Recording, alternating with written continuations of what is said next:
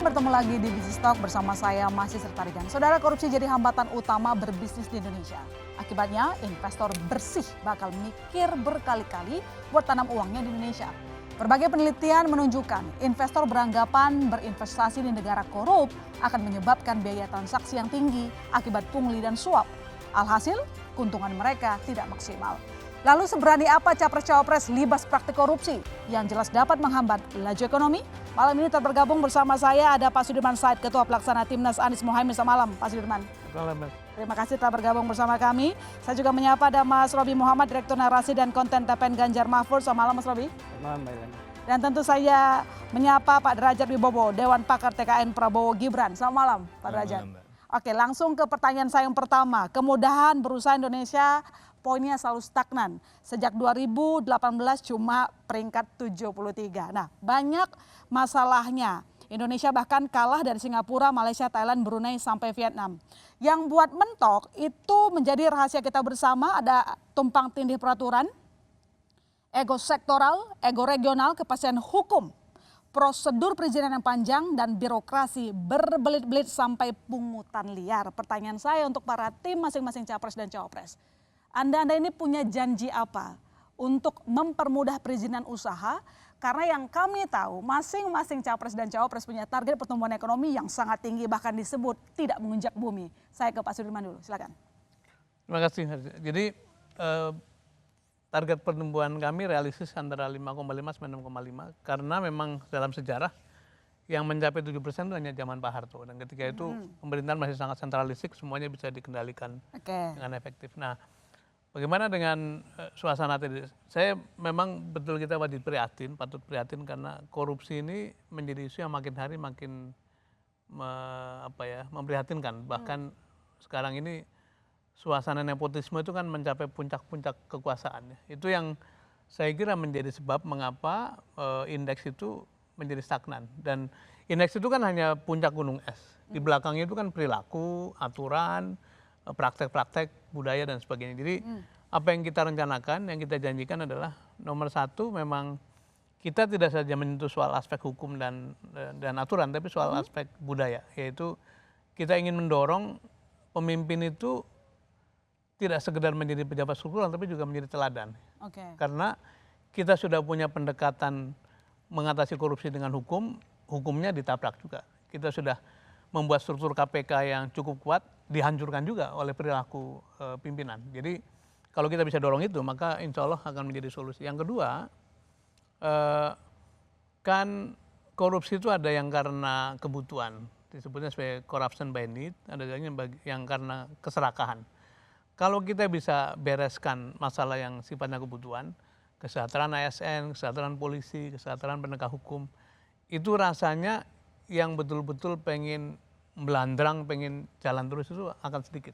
Karena mereka sudah cukup, karena sebagian orang tuh mengambil karena memang tidak cukup. Nah, kalau yang by grid tentu saja harus ada penegakan hukum tadi. KPK-nya diperkuat, kemudian dari para pemimpin di semua lapisan harus menjadi teladan. Kemudian penindakan harus dilakukan dengan sangat tegas. Misalnya kita ingin mendorong supaya undang-undang perampasan aset segera ditetapkan, karena itu adalah cara untuk membuat efek jerah. Ini beberapa poin yang mungkin bisa menjadi bahan pertimbangan. Artinya kalau ini boleh dijawab singkat saja, Anda mengatakan bahwa pemerintahlah yang sekarang membuat para investor agak ngeri-ngeri sedap kalau ke Indonesia. Saya kira betul, dan memang akhirnya kan, coba saya ingin mengulang cerita ini. Baru pada dua periode ini, 5 dari 7 pejabat pimpinan tinggi negara itu masuk penjara. Ketua DPR, ketua DPD, ketua BPK, ketua MK, itu berapa menteri yang masuk penjara, menteri aktif. Itu menjadi satu momok bahwa apakah aman investasi di Indonesia, dan karena itu memang kita sangat agresif untuk perkara menanggulangi korupsi. Nanti saya dalami lagi Pak Sudirman, karena kalau saya baca visi misinya untuk target-targetnya banyak sekali, paling banyak untuk menjelaskan soal korupsi. Untuk menanggapi pernyataan dari Pak Sudirman tadi, saya ke Pak Derajat dulu deh. Tadi disampaikan bahwa memang untuk data kemudahan berinvestasi itu sulit di Indonesia. Salah satunya karena masalah hukum, dan Pak Sudirman Said menyinggung bahwa pemerintah sendiri yang membuat hal itu, begitu. Jawaban Anda dari tim Kalau pemerintah sendiri ya kan di pemerintahan ini ada tempatnya Mas Dirman, ada Nasdem, ada PKB, ada tempatnya Mas Robi. Jadi saya rasa ginilah, kalau saya rasa kita harus konsisten ya. Jadi tidak mungkin katakanlah mengatakan bahwa ini pemerintah, partai ini, partai itu, karena semuanya ada di dalam. Jadi keberhasilan tanggung jawab bersama, kekurangan juga kewajiban dan tanggung jawab bersama. Jadi saya rasa itu perlu kita pahami ya. Tapi kalau dari pihak kami itu sebenarnya tadi sudah disampaikan, sudah rinci sekali ya. Tapi contohnya saya bacakan ini ya. Kita menjadikan KPK sebagai Center of Excellence dalam upaya pemberantasan korupsi yang bersifat preventif melalui kerjasama edukasi langsung dengan sektor pendidikan dasar dan seterusnya. Dan kemudian ini menjamin tidak mengintervensi KPK, kepolisian, kejaksaan, dan kehakiman dalam penegakan kasus-kasus korupsi. Ya, kemudian memberikan prioritas pemberantasan korupsi pada sektor-sektor yang punya korelasi dengan hajat hidup orang banyak, ya, sumber daya publik, kemudian sumber daya alam, dan seterusnya. Ya. Jadi memang di dalam, dan ini kita masukkan dalam Asasita ke-7, kemudian kita masukkan dalam program prioritas kedua dan ketiga. Kemudian kita rinci dengan dengan rincian yang retail kalau orang Jawa bilang ya. Tadi sudah dibacakan rinciannya retail karena memang kita fokus seperti yang disampaikan oleh Pak Prabowo di waktu acara 100 ekonomi itu. Salah satu masalah terbesar kita itu adalah korupsi. Ini yang menghambat. Dan saya rasa komitmen itu, track record Pak Prabowo ya, track record juga Mas Gibran,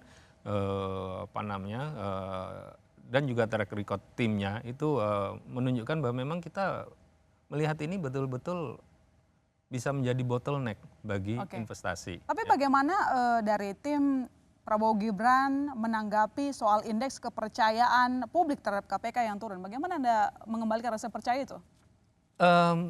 Indeks kepercayaan publik turun kan karena berbagai masalah yang muncul di KPK, dan saya rasa kita nggak perlu kilas balik, kita tahu siapa saja yang di DPR begini begitu. Saya rasa sudah gimana jelas cara ya. bersih-bersihnya nanti? Jadi yang sudah disampaikan tadi, menjadikan KPK itu Center of Excellence.